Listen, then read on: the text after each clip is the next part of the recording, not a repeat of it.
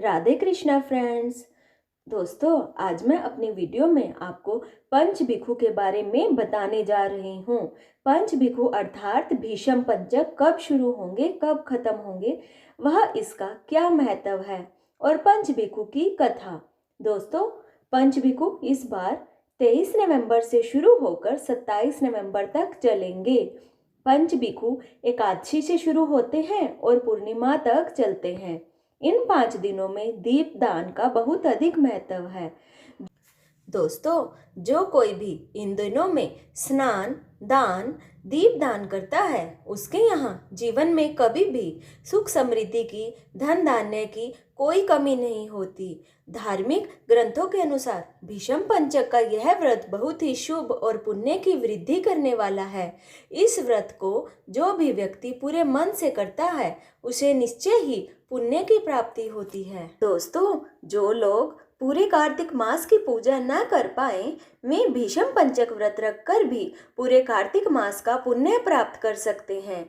भीष्म पंचक व्रत का संबंध महाभारत काल से है। महाभारत का युद्ध समाप्त होने पर जिस समय भीष्म पितामह बाणशैया पर लेटे हुए थे, श्री कृष्ण पांडवों के साथ उनके पास आए और भीष्म पितामह से उपदेश देने के लिए आग्रह करने लगे।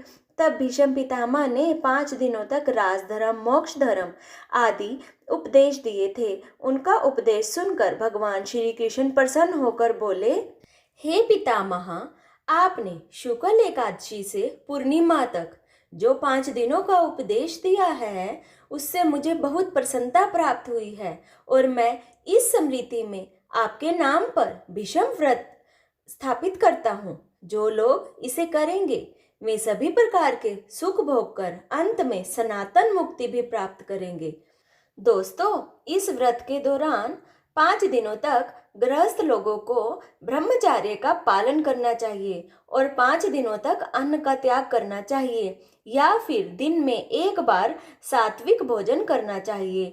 तुलसी जी के पौधे के नीचे घी का दीपक जलाना चाहिए और पीपल के पेड़ के नीचे भीष्म पितामह के निमित्त तर्पण करना चाहिए और दीपक जलाकर जल अर्पण करना चाहिए।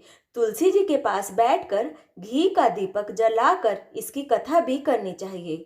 तो चलिए दोस्तों, शुरू करते हैं भीष्म पंचक व्रत कथा।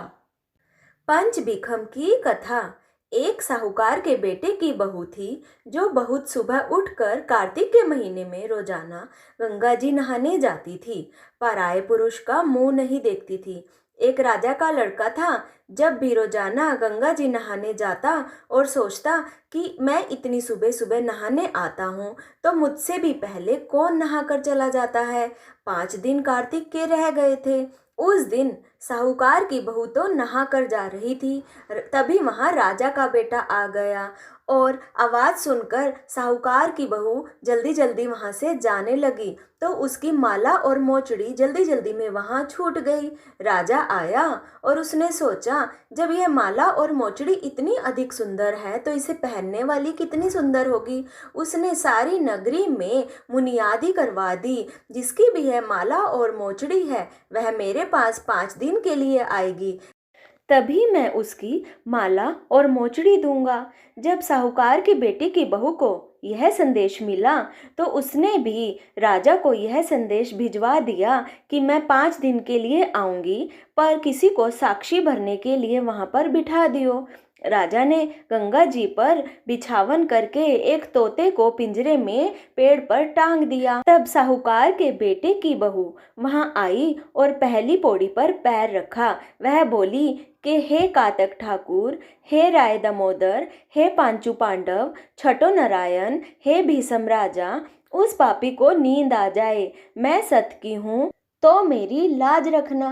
राजा को नींद आ गई और वह नहा धोकर वहां से जाने लगी और तोते से बोली, सुवा सुवा, मैं तेरे सुवटा गल डालूंगी हार, मेरी साख रखिए मेरे वीरा।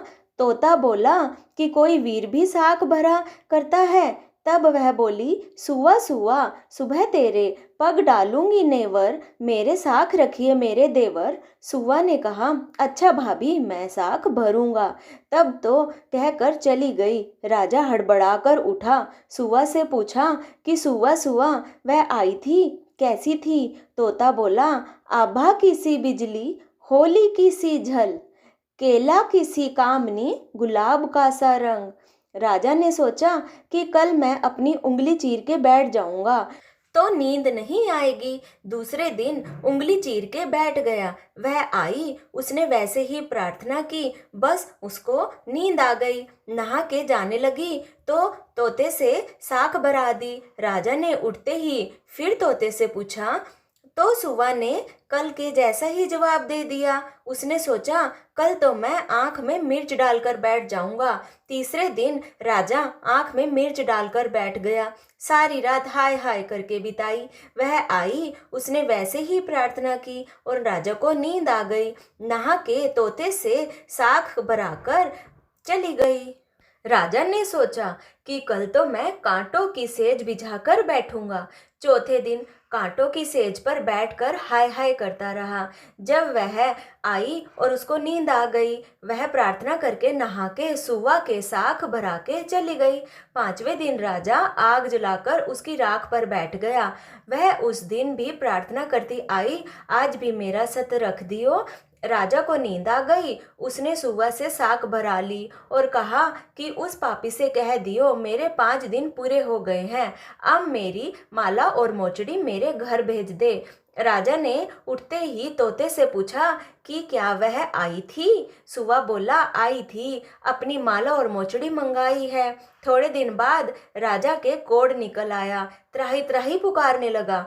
ब्राह्मण को बुलाकर पूछा कि सारे शरीर में जलन कैसे लग गई? ब्राह्मण बोला कि यह कोई पवित्रता स्त्री का पाप धरा है जिससे लगी है।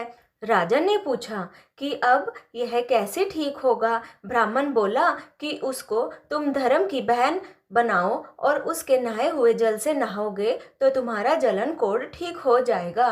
राजा माला और मोचड़ी लेकर साहूकार के बेटे की बहू के घर गया और साहूकार से बोला कि तेरी बहू गंगा पर भूल गई थी, यह उसे दे दो और यह कह देना कि अपने नहाए हुए जल से मुझे नहला दे। साहूकार बोला कि वह तो पराये पुरुष का मुंह नहीं देखती, तू इस नाली के नीचे बैठ जा, वह नहाएगी तो तेरे ऊपर पानी पड़ जाएगा।